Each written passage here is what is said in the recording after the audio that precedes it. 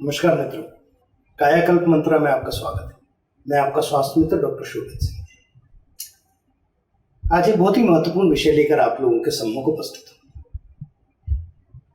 मेरा हमेशा से ऐसा मानना रहा है कि ईश्वर ने इस सृष्टि की संरचना बहुत बुद्धिमानी से की। मानव शरीर बनाया, हमारे शरीर के भिन्न भिन्न अंग बनाए और प्रकृति में ऐसे बहुत सारी चीजें बनाई जो कि संरचना के रूप में समान है, सिर्फ ध्यान देने की आवश्यकता है।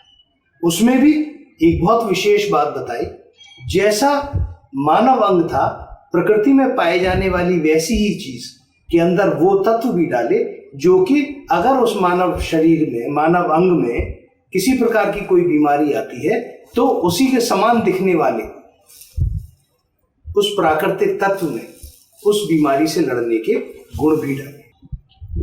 इसको कहते हैं समानता का सिद्धांत।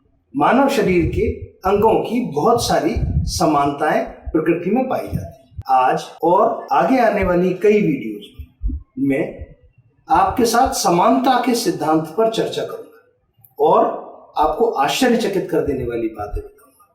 कुछ ऐसी बातें बताऊंगा जिससे सुनकर आप दंग रह जाएंगे। लगेगा ये तो हमेशा ही हमारी आंखों के सामने था, पर हमने सिर्फ इस पर ध्यान नहीं। मानव शरीर के बहुत सारे अंगों की संरचना प्रकृति में पाए जाने वाले फल, फूल ऐसी चीजों से मिलती है और उनमें उसी प्रकार के उपचार करने वाले गुण भी पाए जाते हैं। आज चर्चा का विषय है खींचे कान, बढ़ाएं ज्ञान। हम, हमारे पूर्वज, हमारे बच्चे, हमारी अगली जनरेशन, सब लोगों की कान खिंचाई हुई होगी, शरारतें की होंगी, डांट भी पड़ी होगी, टीचर ने कान खींचने का दंड भी दिया होगा, किसी को कान खींचकर क्लास के बाहर खड़ा किया गया होगा, किसी को मुर्गा बनाया गया होगा, किसी को टेबल के ऊपर खड़ा किया गया होगा, कुर्सी के ऊपर, और कान खींचने के लिए कहा गया होगा। और आज के आधुनिक युग में माता पिता इस बात से बहुत क्रोधित भी हो जाते हैं, टीचर से लड़ने पहुंच जाते हैं। परंतु जो बात मैं आज बताऊंगा वो शायद अगली बार आप किसी मास्टर को कान खींचने के लिए कुछ कहने से पहले सोचेंगे। संरचना का एक सिद्धांत आपको बताता हूं जो कि आपको आश्चर्यचकित करे। हम सभी लोगों ने गर्भवती महिला के गर्भ में पल रहे भ्रूण का अल्ट्रासाउंड जरूर देखा। मैं उसकी एक फोटो आपको, ये बच्चे का सर है, ये बच्चे की रीढ़ की हड्डी है और ये बच्चे के हाथ में है। और अब आपको इससे मिलता जुलता एक और चित्र दिखाता हूं, पहचानिएगा क्या है। ये है हमारा कान।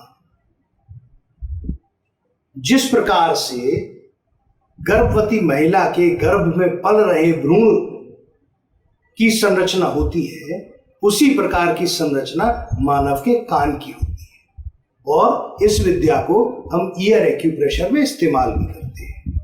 इसमें नीचे वाला हिस्सा दिमाग का द्योतक है, उस ऊपर वाला हिस्सा रीढ़ की हड्डी को के समकक्ष माना जाता है और बीच वाला हिस्सा हाथ और पैर के समकक्ष माना जाता है। तो जो नीचे वाला हिस्सा है कान का, ये हमारे दिमाग को दर्शाता है। तो जब भी शिक्षक शरारत करने पर, गलती करने पर बच्चों को कान पकड़कर खड़े रहने की या मुर्गा बनने की या जो भी दंडित करते हैं, वो वास्तव में कान खींचने को कहकर दंड से ज्यादा उस बच्चे का भला कर रहे होते हैं, क्योंकि कान पकड़कर खींचने से कान के नीचे वाले हिस्से की मालिश होती है, जिससे दिमाग के अंदर रक्त संचार बढ़ जाता है। सिर्फ कान खींचने मात्र से दिमाग की कोशिकाएं अच्छी तरह से काम करने लगती हैं, याददाश्त को बढ़ाती हैं। दिमाग में होने वाले छोटे मोटे रोगों को सिर्फ कान खींचने मात्र से ही कम किया जा सकता है। सिर दर्द में आराम हो जाता है, यहां तक कि गर्दन के दर्द में आराम हो जाता है। कोई शिक्षक या कोई बुजुर्ग बड़ा आपको कान खींचने की सलाह देता है या कान खींचने को कहता है तो इससे बुरा मानने की आवश्यकता नहीं है।